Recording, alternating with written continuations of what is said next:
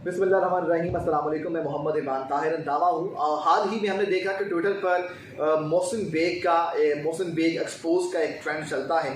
वो trend basically है क्या हुआ, ये है कि सलीम साफ़ी साहब जियो न्यूज़ से उनका ताल्लुक है, आप सभी लोग उन्हें जानते हैं। उन्होंने मोहसिन बेग साहब का इंटरव्यू किया है। मोहसिन बेग साहब दरअसल जो हैं ये सीनियर सहाफ़ी हैं, अखबारात के मालिक हैं, न्यूज़ एजेंसियाँ हैं इनकी। तो ये इमरान खान साहब के काफ़ी करीब हैं और एन अदर हैंड देखा जाए तो इस्टेब्लिशमेंट के भी बहुत क्लोज समझे जाते हैं। उन्होंने अपने इंटरव्यू के अंदर ये इंकशाफात किए हैं कि गवर्नर पंजाब को पीटीआई जो ज्वाइन करवाई गई वो मोहसिन बेग साहब ने करवाई है और उन्होंने ही उनकी पहली मुलाकात करवाई थी। और उस मुलाकात के अंदर ही गवर्नर पंजाब जो हैं उन्होंने, जो मौजूदा गवर्नर पंजाब चौधरी सरवर हैं, उन्होंने पीटीआई ज्वाइन कर ली थी और आज वो गवर्नर बनकर बैठे हुए हैं। ये बात है। साथ ही साथ ये मोहसिन बेग साहब ये भी कहते हैं कि उन्होंने तकरीबन 1 अरब रुपए का फ़ंड जो है वो इमरान खान साहब की पार्टी के लिए इकट्ठा किया और उन्हें दिया है। मोहसिन बेग साहब मज़ीद अपने इंटरव्यू में बातचीत करते हुए ये कहते हैं कि उनके जब नून लीग की हुकूमत थी तो नवाज शरीफ साहब ने उनके अखबारात के लिए इश्तिहारात बंद कर दिए थे और उन्होंने कतई ये कोशिश नहीं की कि उन्हें नवाज शरीफ साहब जो हैं वो इश्तिहारात दे दें। वो ये समझते रहे कि उनका क्योंकि अखबार चलता है तो उन्हें इश्तिहार मिलने चाहिए, लेकिन इश्तिहारात नहीं दिए गए। लेकिन साथ ही हमने ये देखा कि इन्होंने ये कहा है कि एक इजलास बुलाया गया था और इस इजलास के अंदर बाकायदा तौर पर यह तय हुआ कि जो मीर शकीलुर रहमान हैं और हमीद हारून हैं इनके ख़िलाफ़ जो है केसेस बनाए जाएँ, इन्हें पकड़ा जाए, गिरफ़्तार किया जाए। और फिर हमने देखा कि पाकिस्तान तहरीक इंसाफ की हुकूमत के अंदर मीर शकीलुर रहमान गिरफ़्तार होते हैं और जेल में भी रहते हैं, उन पर केसेस भी बनाए जाते हैं। ये बात है। और मोहसिन बेग ने उस इजलास के अंदर ये कहा था कि आप ये ना करें, ये बिल्कुल मुनासिब नहीं है, ये बदले जब आप इक़्तिदार में आ जाते हैं तो बदले नहीं ले जाते। लेकिन इमरान खान साहब ने उनकी जो तजवीज़ थी इसे मुस्तरद कर दिया था। बहरहाल ये हुआ और मोहसिन बेग जो थे वो उस वक्त वहाँ से उठ के आ गए थे।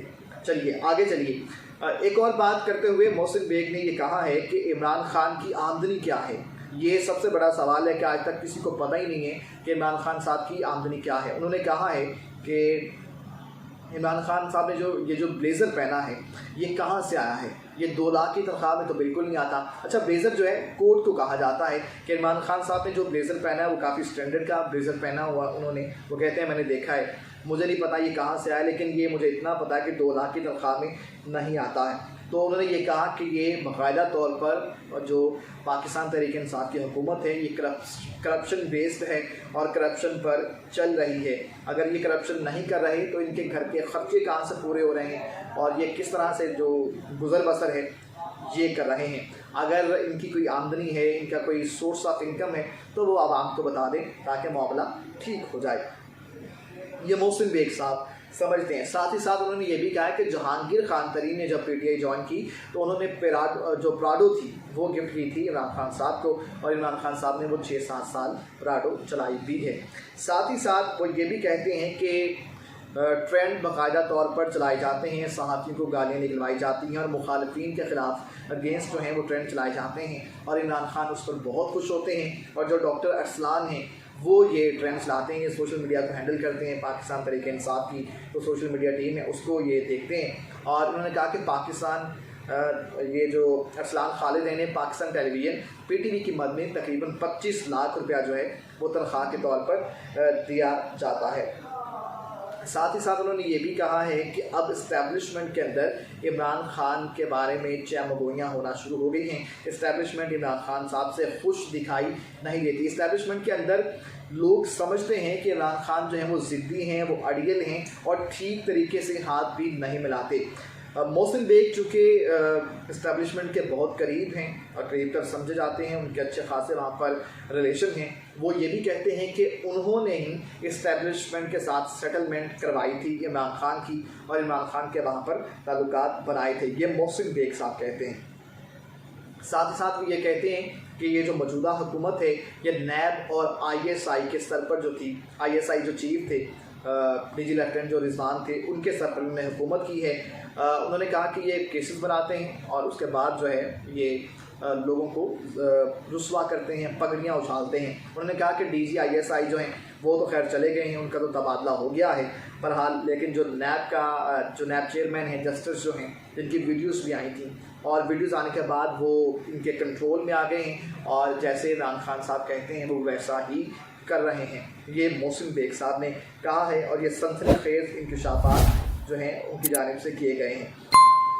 वो ये समझते हैं कि अब उन्हें नहीं लगता कि ये जो हुकूमत है वो 5 साल पूरे करेगी। उन्होंने कहा कि इस्टेब्लिशमेंट के अंदर इनके बारे में बातचीत होना शुरू हो गई है। ISI के जो चीफ हैं वो सारा क्रेडिट लेते थे कि ये हुकूमत जो है इनको मैं लेके आया हूँ, इनको मैं कर रहा हूँ, ये मैं देख रहा हूँ। तो उस वजह से इमरान खान साहब को सिलेक्टेड भी कहा गया और वो चूँकि अब चले गए हैं तब इमरान खान साहब के लिए मुश्किलात जो हैं वो खड़ी हो जाएंगी। नजम सेठी साहब ने भी कहा है कि जनवरी की आमद है और इस जनवरी की आमद के अंदर हुकूमत किसी वक्त भी जो है वो जा सकती है और इमरान खान घर चले जाएंगे, ये उन्होंने कहा है। और भी बहुत कुछ कहा है उन्होंने कि असम्बलियाँ जो हैं वो टूट जाएंगी, फिर सेटअप बनेगा और सेटअप के बाद मियां नवाज शरीफ साहब जो हैं वो आ जाएंगे। बहरहाल ये मोहसिन बेग साहब ने इंटरव्यू दिया है सलीम साफ़ी साहब को, उसका ट्रेंड भी चलता है जिसके मुतालिक मैंने आपको बताया है। सब्सक्राइब करना मत भूलिए।